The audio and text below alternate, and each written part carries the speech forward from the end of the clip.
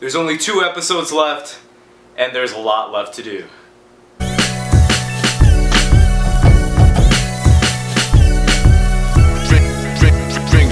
What's up guys, Ace here, back with another review of Attack on Titan Season 2.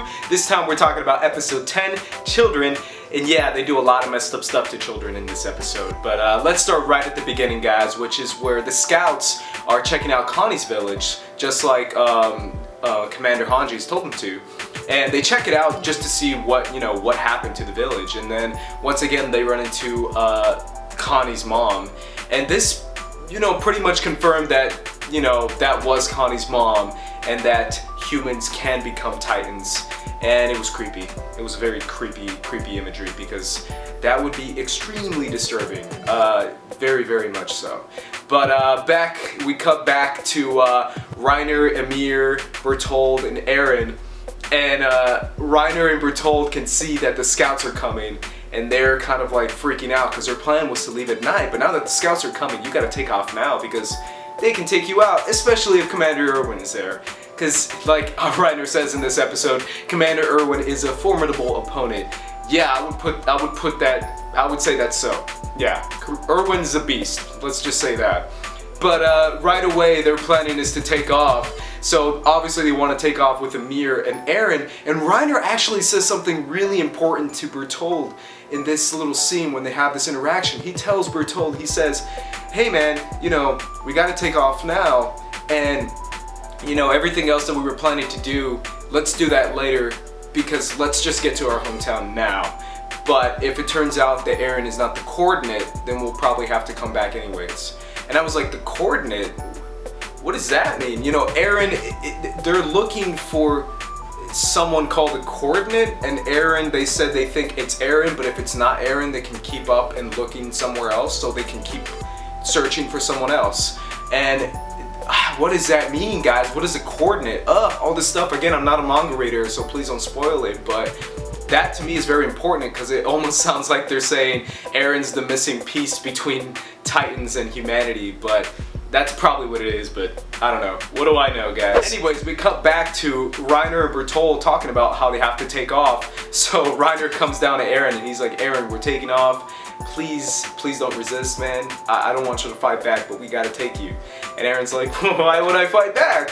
And he starts swinging without his arms halfway cut off, so it's just like little stub arms swinging at Eren's head and just trying to kill him. And he's like, die, die, die! And his stubby little arms are like slamming on Reiner's head. And it's funny, but it's also kind of like, come on, Eren, you should know better. And obviously Reiner gets him in a chokehold and takes him out. And while this is happening, I think the most important part of the episode takes place, which is a small little conversation between Bertholdt and Ymir, where they're talking about, being a Titan and beating their friend, because Reiner Bertholdt's friend was eaten by Ymir's Titan form. And they're talking about it, and they're like, yeah, why'd you, did I eat your friend? And he's like, yeah, you ate my friend. And she's, do you remember that? And she's like, I honestly don't. I'm sorry if I did, but I don't remember eating your friend. And, Bertholdt kind of takes it on the chin. He's like, you know what, that's cool. I guess people don't remember that much when they're in Titan form in specific moments. And then right as Eren is fading away, freaking Ymir gives away a huge reveal, which is what Bertholdt says, how long were you outside the wall as a Titan? And she's like, oh, 60 years, it was really tough. And I was like, 60 years? How does that work? How has she been a Titan for 60 years? I don't know. To me, that revealed that basically, people in Titan form, and obviously we get Ymir's flashback, which dives more into that, but it's this whole weird version of immortality. So as Reiner and Bertholdt are trying to escape, Ymir starts to get this flashback because Reiner is trying to convince Ymir to join their side and to not, try to go after Krista. They're trying to say, hey, we'll come back after Krista, Ymir. Don't worry about her. We'll come back after her. She's important to us as well. Trust us. Please trust us. And Ymir's like, why should I trust you? And she's like, trust me. We love Krista as well. We need her on our team. Please just wait. We can't take on the Survey Corps and the military police and all these freaking scouts right now. So we need you to trust us and we need to book it. We'll come back later. It starts out with her flashback, which is the most revealing flashback we've had so far, because we get a clue into how they make Titans. But we get these weird, creepy guys who find Ymir, who looks like she's like a homeless kid without a family, and they find her and they like take her to their little cult village, and they like say that she has the blood of the king and that we worship Ymir now because she's gonna bring us to immortality. And it's this creepy little eerie, you know, cult village church where they're like worshiping Ymir, you know, giving her warm food, giving her clothes, a warm bed, and basically, you know, giving her a life, thinking that that's the great life that she has. And then as soon as the cops bust in, take everyone out, they immediately blame Ymir. The cult blames Ymir, saying that she's the one who manipulated us and told us that she had the blood of the king, and it, you know, it's all her fault. And then there's a scene where one of the cult girls, like looks at Ymir and says, please say it's your fault, like with her eyes. She's like, please tell him it's your fault, otherwise they're gonna kill all of us. Like, let him kill you and not all of us. And she's like, yeah, it's my fault. You know, trying to get the police to blame her and not everyone else, but it turns out either way that they were gonna just punish anyone anyways. But the thing is, the way they punished them was the most, you know, revealing thing we got this episode, because it looks like they were turning them into Titans and then kicking them outside of the wall. That was like the form of punishment back in the day. And they like injected them with something and then kicked them, and then you see the light that implies that they're turning into Titans. So I guess punishment back then, and the reason why all those Titans are outside the wall, is that they're people who used to be humans but are like criminals and are like people who were punished by the police and the government. There's so much crap going on, but I think that's what it means, and that means that Ymir, you know, was kicked outside of the wall and had to wander on her own, you know, in the middle of nowhere. So she just kind of laid in a hole for, you know, 60 years, which again is insane.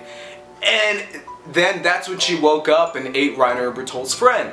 But that whole story basically was, besides being extremely revealing, was Ymir saying, hey, I'm not going to follow orders anymore, I'm going to do what I want to do. So it cuts back to Reiner and Bertholdt trying to make the escape, and then she goes nuts on Bertholdt, and she starts like grabbing his face and start threatening him, saying, hey, I will freaking kill you, and I will kill all of us right now, and I will go nuts, and I will join the Survey Corps, and I will help them out if you don't let me get Krista right now. And Reiner's like, you know, what are you doing? And she's like, trust me, I will go nuts if you don't let me get Krista right now. Just let me get Krista right now, please. You could see someone transform, and obviously Mikasa and everyone knows, you know, and Armin knows that someone transformed into a Titan. When they see it's Ymir, they all kind of surround her and are like, hey, you know, it's Ymir, let's not kill her, let's not get hostile, because we know Ymir is one of the good ones. And she's looking around, and obviously Armin is like looking at Ymir's, you know, her face looking around, and Armin's like, wait a minute, why is she looking around? Who is she looking for? And then as she sees Krista come in, and Krista's all like, Ymir, give me a hug! And freaking Ymir just grabs her and just like freaking puts her in her mouth and just basically looks like she eats her, but obviously she didn't eat her. And I just thought it was like a funny moment when Ymir is basically like, freaking Krista's like, hey, give me a hug, and Ymir just freaking chomps on her and just freaking puts her in her mouth. But as she does that, Ymir makes a break for it, and she's swinging through those trees like a monkey, and is trying to make a break for it, and all the 104th Cadet is like following pursuit, which is John, Mikasa, Armin was there, Sasha was there, Connie, and they're all chasing after her, you know, knowing that she's trying to make a break for it. And then right then, Reiner sees her coming, and he's like, alright, let's do this. Turns into the Armored Titan and just starts booking it. He's like, dude, I'm just gonna run as fast as I can and get out of here. And we get the freaking cut to the next episode, and I am so pumped for this next episode because, I mean, everyone's following them on horseback, and to me, it's one of those things where I've seen No Regrets, and No Regrets implies how powerful and how insane Erwin can be. And Erwin is the one to me who's like the wild card, because he's the guy who, if we're still to believe that the Survey Corps and that everyone in the freaking military are the good guys, then Erwin is the main good guy, and he's like the Superman of the good guys, because he's the one who's like the main commander and are overseeing everything. And if we're to believe he's one of the good guys, then we're cheering for him, which I'm still cheering for him. But at the same time, I know that Irvin is not going to hold back on these guys, and he's just going to go nuts. And if anyone's going to take out the Armor Titan, the Colossal Titan, and every other Titan there is, it's freaking Commander Irvin. I know that for a fact. But this episode was nuts because we get a little bit more on, you know, how Titans are made. You know, I guess Titans are punished citizens who were, you know, kicked outside of the wall and turned into Titans. But I guess turning people into Titans wasn't that uncommon. And only they would, I guess the church people would pick children as like to be their special Titan.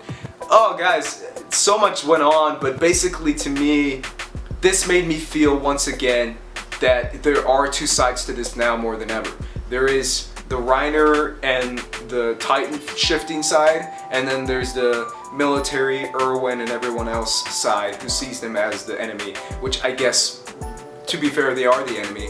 But at the same time, it's like, there are two sides to this. I still really want to know more about Reiner's side and what exactly is her mission, and what does Aaron being the coordinate mean? Like, what is that? Like, is he the missing piece? Is he like a special project? I don't know, guys. This to me was so much for me to take in. I mean, I love Commander Erwin, I love Reiner, so let's find out what's gonna happen with them next week. We got 2 episodes left. I don't know if I can deal with 2 episodes, guys. Alright guys, let me know what you thought in the comments down below. Again, follow me here. You can subscribe to my channel where I talk about Attack on Titan. I'm also going to talk about other animes as well, so make sure you subscribe right here to Squad Leader Ace, and I will see you later. Peace.